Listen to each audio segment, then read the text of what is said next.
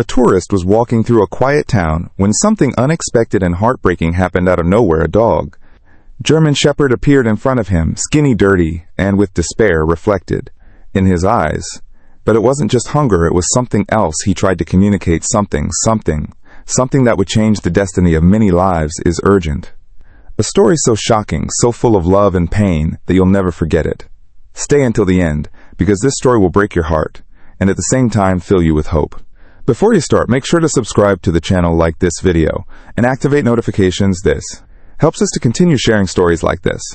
The afternoon sun bathed in golden tones the little one. Dirt path that crossed a forest near a village in Spain, Unforgettable. The air was still, the sound of the birds. It was the only thing that broke the silence. David, a 34-year-old tourist, walked calmly, enjoying the tranquility that he had searched as he moved away from the hustle and bustle of the city he had arrived 3 days ago, hoping to disconnect, find some peace in a natural environment. But what you want to do is found was something else that he would never forget. As soon as he took another step, when he heard a slight rustle in the bushes to his left, stopped at Seco, turned his head with his heart beating a little louder. Maybe a wild animal thought it wasn't. He was used to that kind of encounter. But then he saw something that left him. Ice Cream, standing there in the middle of the dirt road, was a German Shepherd dog. It wasn't just an apparition. There was something about her that made David's stomach bulge. They shrunk their skin as if they had been carved with a razor, their fur. Once strong and shiny, now it was dirty, matted, full of dust and mud. Dry, but what hit him the most, what left him speechless the most, were his eyes. They were not the eyes of any stray dog, they were eyes full of. David took a step towards her, but the dog didn't move, no. He growled. He didn't bark. He just looked at him, and then it happened. Something that gave him goosebumps. The dog slowly approached him. Legs trembled with each step. Their breathing was agitated as if they had. He had been running for hours. When he was close enough, he gently bit the hem of his pants and dry. David felt a chill run down his spine that he muttered without understanding the deities. Bitch let go of him for a second and looked at him. Her eyes were begging, and then she pulled again. Stronger, more insistent. It was as if she was begging David to follow her. He looked around. The path was empty. There was no one else there, just him and that unknown bitch who was clearly trying to tell him something her first. The reaction was to think that he was hungry, that he was looking for food like any other dog. But something didn't fit. It wasn't just hunger, it was urgency. David crouched down, slowly trying not to scare her. You want her to go with you? The bitch gave a step back. His tail lowered, his body tense. But he didn't move. Eoway. Instead, he turned from Dakengi suddenly and began to walk, looking back every few seconds to make sure that he would. David swallowed hard. Something inside him told him that he should go. He didn't know why, but her instinct screamed that this wasn't just a coincidence. It's okay, friend. Show me, she gave. The first step, and the bitch started running, not like a happy dog guiding. His owner ran in desperation. He ran as if every second counted. David. He hurried his slippers after her, kicking up dust. As the path narrowed, the sun began to descend. The air was getting cooler, but his mind was focused on one. What did I want to show her as I ran after her? His heart was pounding, 'cause something inside him was telling him that what was about to find it would change everything, and at that moment I didn't even imagine what. That he was close to the truth, a truth that would break his soul. David ran. Behind the dog, her breathing quickening with each step. The dirt path became narrower and narrower, surrounded by tall trees that filtered the sunlight, letting only small glimpses illuminate the path. But I didn't see any of that. I only saw her. The German Shepherd dog ran without stopping, without looking back other than to make sure he was following her. Her body trembled. With each stride, his slender, weak legs seemed to be on the edge of the umetre, collapsed, but it kept moving. David could feel it in the air. Something was bad. Was not the typical behavior of a stray dog. He did not look for food, no. She wanted caresses. She wanted him to follow her, and the desperation in her movements made fear begin to grow in David's chest. Wait a second. He tried to call her, but she didn't stop the stray dog. Dirt road soon turned to mud. David almost slipped while taking a step, falsely, his heart pounding against his ribs as he tried to regain his balance. The smell of the forest changed. The air became denser, and a strange aroma wafted through the trees. A cock A smell that David couldn't immediately identify, but that made him feel a chill on his skin. A musty smell. I lock up something in. His breathing became heavier where that was taking him. Bitch, finally. After several minutes of running, the bitch stopped suddenly. David too. He stopped, his chest going up and down. Forcefully, the dog remained motionless, his head down, his ears back. Had reached a small, abandoned log cabin was almost hidden by undergrowth and trees as straws. If nature tried to devour it, the roof was broken in places, the windows were covered in dirt, and the wooden door had deep marks as if tall. Something would have tried to scratch the David tried to catch his breath. Here the dog looked at the hut, then looked at him, and then made a sound. Heartbreaking. It wasn't a bark, it wasn't a growl, it was a cry, a long moan, deep in pain. Or David felt a knot tighten his breast. Was not fear, it was anguish. The dog approached the door of the cabin and cabbles. He began to scratch with his front paws, without strength, without energy, like if I had tried many times before and had no hope that so nothing would change. But now David was there. He could do something. He had to do something. In here asked, though I knew the bitch couldn't answer him. However, she looked him straight in the eye, and at that moment she understood it. She was asking for help. Someone or something was trapped there. Inside, David felt a chill run down his spine, but without hesitation. He reached out and knocked on the door that was ajar. He pushed carefully, and the forgiveness Gringosazaus in sows given wood squeaked under its weight, letting out an even stronger smell, a mixture of dampness and despair. Grinneflechuafor, Traskulbert Brakine. Then she saw it. Her heart stopped for a second. In a dark corner of the sauce, hidden behind an old broken table, were small eyes reflecting the light of the open door. David held his breath. Was not an illusion. There in the gloom there were puppies, maybe 3, 4 small, weak, dirty ones. One of them barely moved. David felt something squeeze his throat, but what really chilled his blood was the metal cage that it was in the other empty corner, with dried bloodstains inside. David swallowed hard. Something horrible had happened in this place, and the dog knew it. She had come to get help because she couldn't take it anymore. Because I'd done everything I could, because if I didn't find help, now his puppies would die. David looked at the dog that he was right behind him, trembling, with his head lowered and his look pleading. For a moment neither of them moved, until David bent down and breathed deep and said the words that would seal their fate. I will not let them hear the book. The bitch whimpered, and this time it was relief. What David didn't know yet was that this rescue was far from simple, and that what I was about to discover, it would mark him forever. The air inside the abandoned cabin was heavy, loaded with the smell of confinement and something darker that David did not want to identify. Their eyes, they got used to the gloom. Little by little, the cachezos, they were there. There were 4 in all, small, weak, their little bodies barely covered with fur. One of them, the smallest, did not move. David felt a Hwatma move. David felt a Bacher shiver. Took another step inside the cabin. The floor creaked under his weight, but the puppies didn't react. They were too exhausted, too weak to even raise his head. And then David saw something else, something that there were more cages. One of them was open with the Seychelles crooked door and rusty hinges, the others closed with masside. Some of them were empty, but one had a small body inside. Lifeless. David felt his chest tighten for a second. Trying to calm the trembling in his hands, he couldn't lose control. Now he breathed. He looked deep and looked at the bitch. She was standing in the doorway, her ears shaking. You lower your rigid body, but your eyes wouldn't leave you. Who did this? David whispered. Although he knew he wouldn't get an answer, the dog lowered her head, approached the puppies, and with extreme care licked the head of the most. The little boy who didn't move. David felt something break inside him. He knew what, which meant I knew it was late for one of them, but not for the other 3. Not for her, and I wasn't going to let them die here. Not after as long as she could. And he had done to find help, not after David had found him. He acted without thinking any more, took off his jacket, and with extreme care wrapped the 3 puppies that were still breathing. They were so fragile. The bitch moaned when he took them in his arms. I'm going to pull them out of his arms. Here, he promised. She didn't hesitate. She stuck to him, walking by his side as if she knew that this was his only way to salvation. David left the hut. Puppies in his arms, his mind running in all directions. Who had left them here? Why there were cages? Why there was one of the puppies lifeless in one of them? I didn't have answers, but neither. I had time to look for them.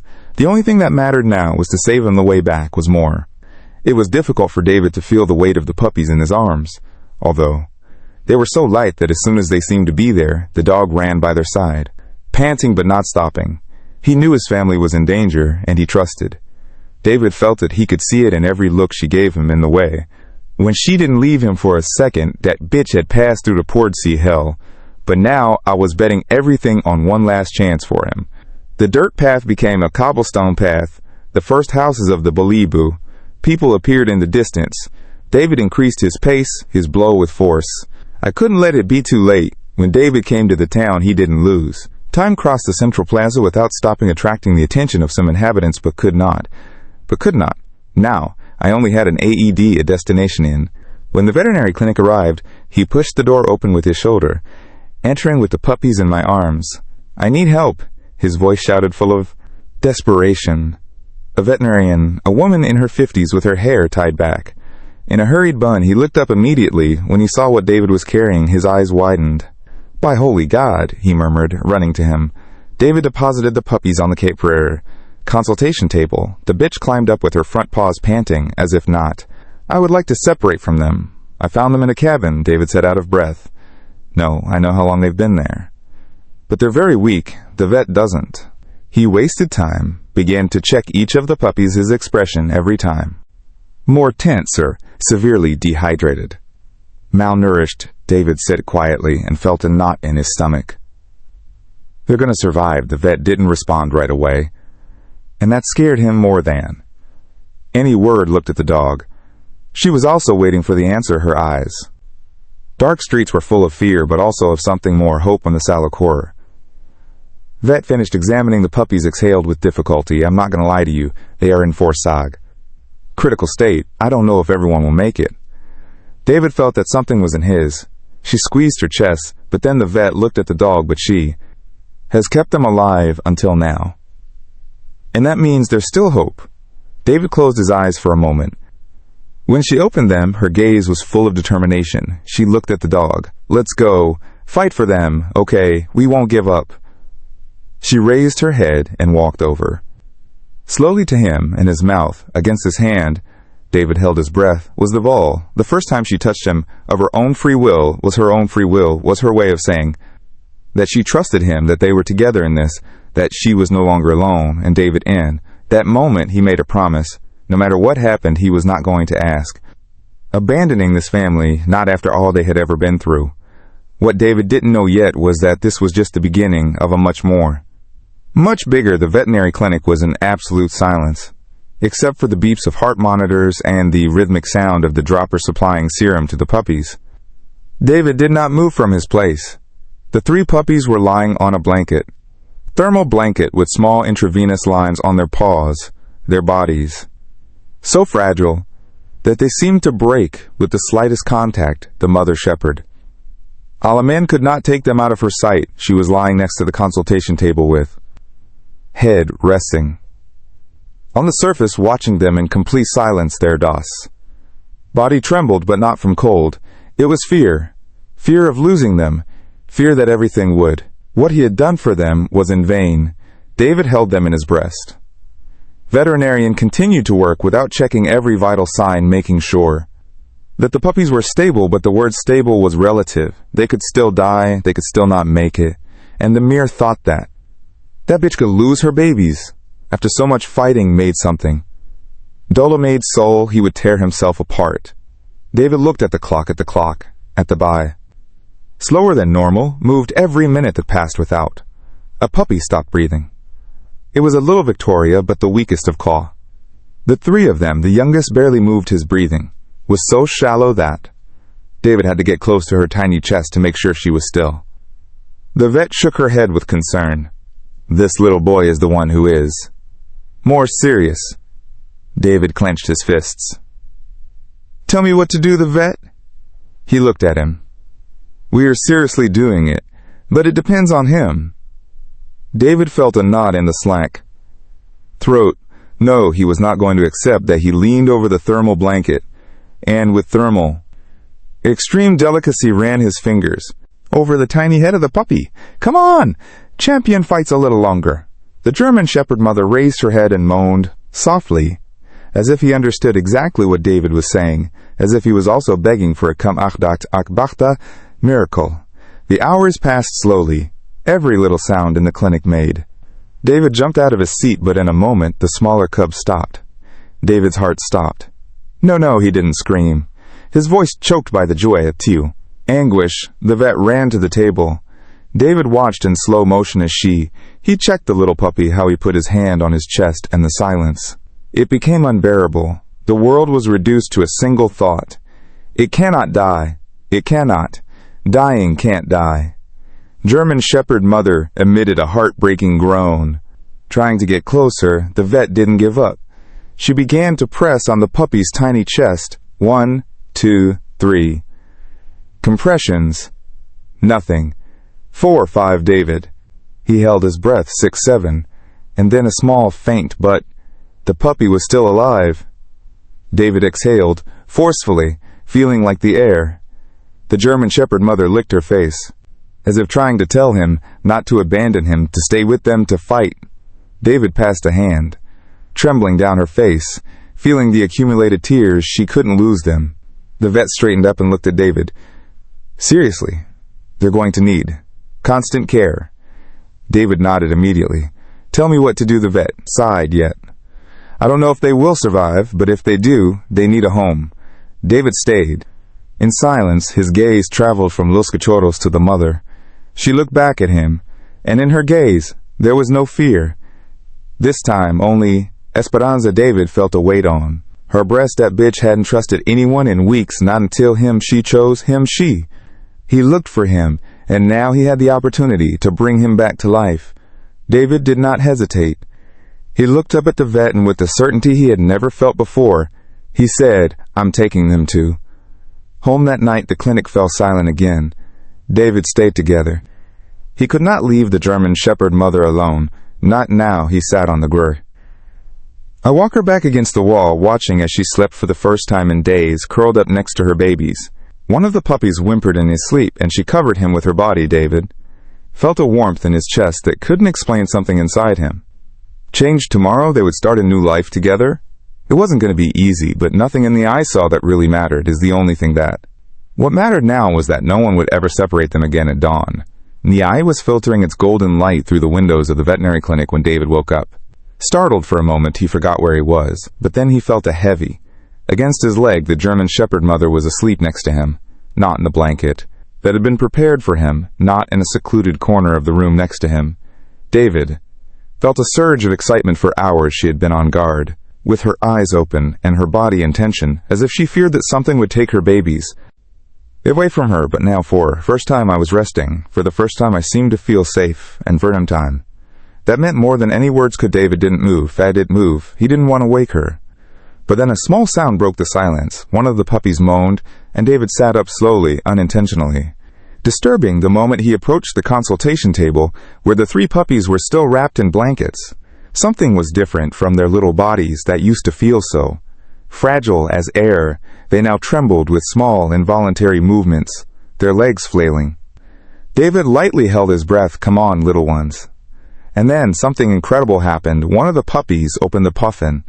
For an instant, it was only a faint flicker, but when his tiny gaze became, he focused on David. Something inside of him was completely broken. Not only were they alive, they were coming back to life. David felt tears burning in his eyes. Hours later, David was holding a box with the 3 puppies inside, wrapped in clean, padded blankets beside the mother shepherd. German did not separate for a second. His eyes still reflected some fear, as if I couldn't believe that all this was real, as if it was to you that in any. At that moment, the world would snatch them away from him. Again, David understood life. I had taught this bitch that good things don't last. But that was about to change, because David wasn't going to. Never abandon them. The car stopped in front of David's house was a Kograi, small but cozy cabin with a fenced-in, grassy backyard. Not a luxurious place, but a home for the first time in their lives, this family. I had a home, David. Opened the car door. The German Shepherd mother didn't move. At first he stared at the house, the yard, the open sky. Above it, Taved. She saw the doubt in her eyes. For her, the doors meant danger. The houses, they meant confinement. People meant betrayal. But David, I wanted to show her that this time was different than this time she was. Except, come on, girl. It's your home now, the bitch. She looked at him for a long second, seemed to struggle, and then he made his decision. He took a step forward, then another, and walked through the door of his own free will. David smiled, said nothing else, just let the puppy's box on the floor and sat on the couch waiting. She had decided the next step. The bitch approached the box, sniffing her babies. He gave them a little lick on the head, and then looked up at David and Naman Bala. It was at that moment when the real miracle occurred with slow steps. He approached him and for the first time curled up next to him. For the first time he searched. His warmth, David didn't see himself. He let her feel him. He understood that he was. There to stay, they spent minutes in silence, until finally she left. A deep sigh escaped. A sigh of relief as if after so long. Finally he could rest. David ran his hand over his back with extreme softness. Welcome home. David spent the afternoon preparing everything for them, a mian, makeshift bed with blankets for puppies, a bowl of fresh water, a plate of wet food. Nothing was too fancy, but it was all that. At that moment, the mother German Shepherd stayed with the puppies all day, watching over me. She got up and went to David, and sat down opposite him. David stood, completely motionless. I didn't want to scare her. I didn't want to rush anything. And then, with a softness that took his breath away, she laid her head on his lap of his own free will. David felt how it was formed. A lump in the throat wasn't just a gesture. It wasn't just a caress. It was confidence. For the first time in who knows how long, she trusted a human David. He closed his eyes for a moment, holding back the emotion. I promise, girl, she will never be alone again. She closed her eyes too, and at that moment, David, he knew that everything he had gone through was worth it. That no matter the sacrifices, no matter the effort,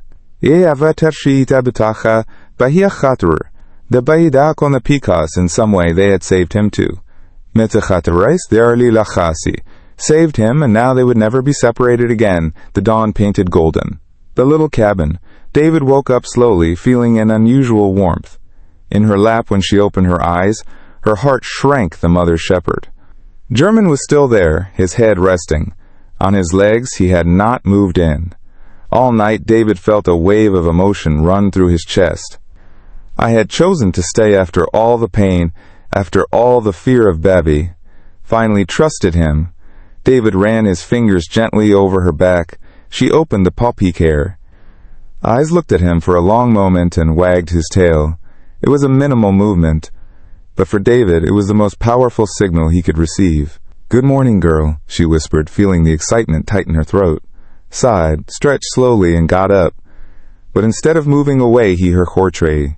He stayed by his side. He was no longer afraid. He no longer doubted, for the first time in who knows. Chachami fiskits of binne, who knows. The following days were a process of brehada, learning for all. David took care of Los Cachorros, making sure that each one received knows the right food for their fragile little bodies, to gain strength little by little. German Shepherd mother would not leave them alone, even when David, Nalzarite tried to clean the place. She followed him with her gaze, as if she feared that he could also disappear. David, I understood the fear of losing the only thing you love is a weight that doesn't go away from a kaharatur. Not for a vokumshash of bay, for another for zapretur. So he didn't rush it. Every day was a new opportunity to Hf, to show her that she was safe, that he would not leave, that he would not betray her. And little by little, she began to believe it. One afternoon, David decided it was time to try. With extreme care, he opened the door to the backyard. It was a wide space, grassy, surrounded by a tall wooden fence, a safe place. But the German Shepherd mother did not see it that way from the threshold of the door. She stood still, her legs trembled, her gaze jumped from one side to the other, another exploring every corner, every shadow. David doesn't.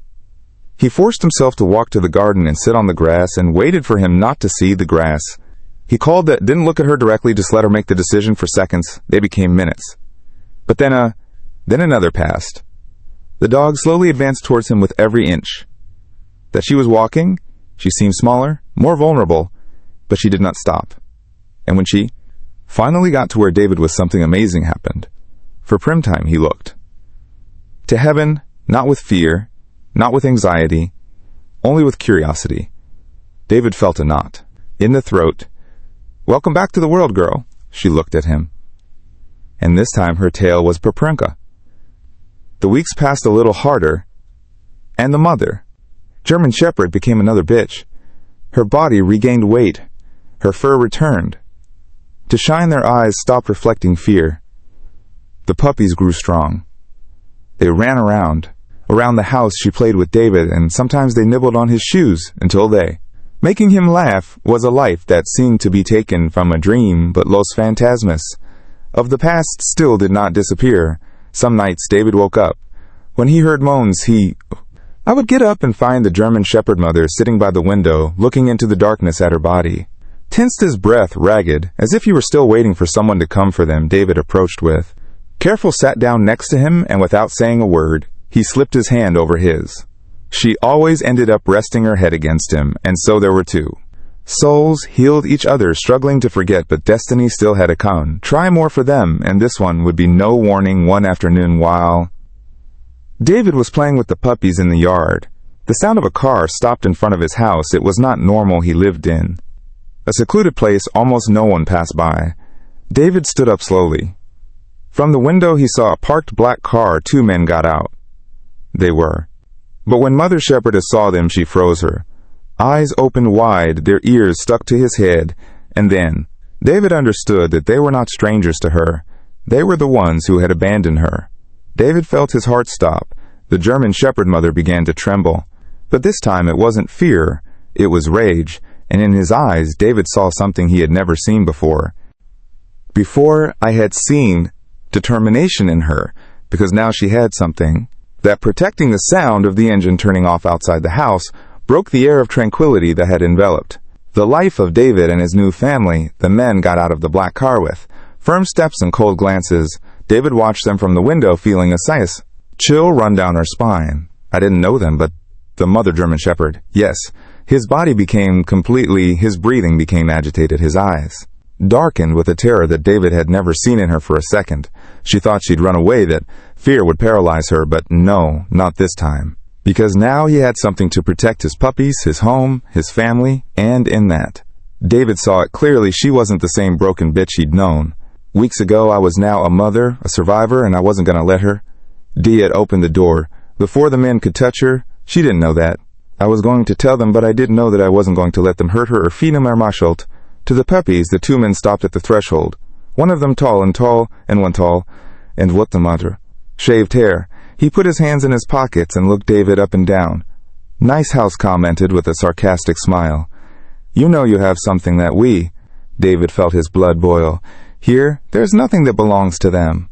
Another shorter man in a worn leather jacket snorted, "Don't take it the wrong way. We only came for the bitch." David stepped forward. "She is not going to any."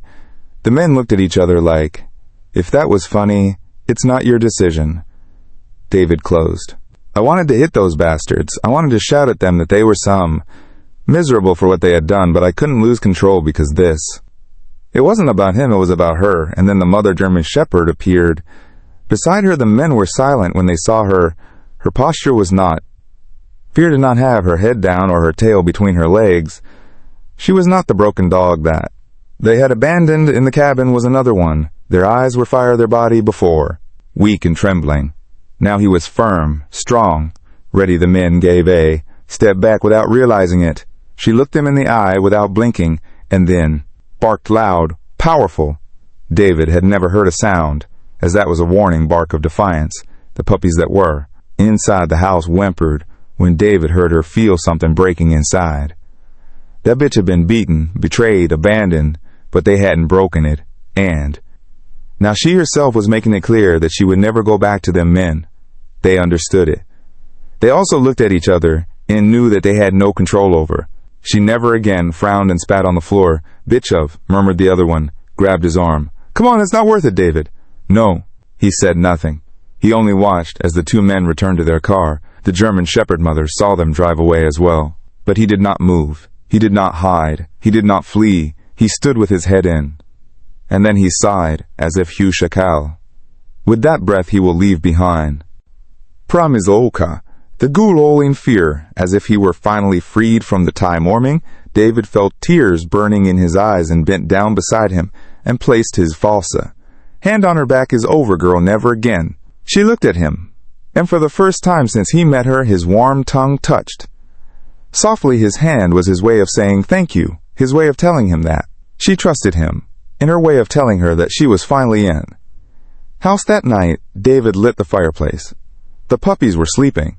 Placidly huddled against each other, the German Shepherd mother lay down. Next to them, calm and peace, David sat on the ground near. He looked at her for a long time and then smiled. You know, it's time to give you a solik. Name. She raised her head, her ears moved slightly attentive to his voice.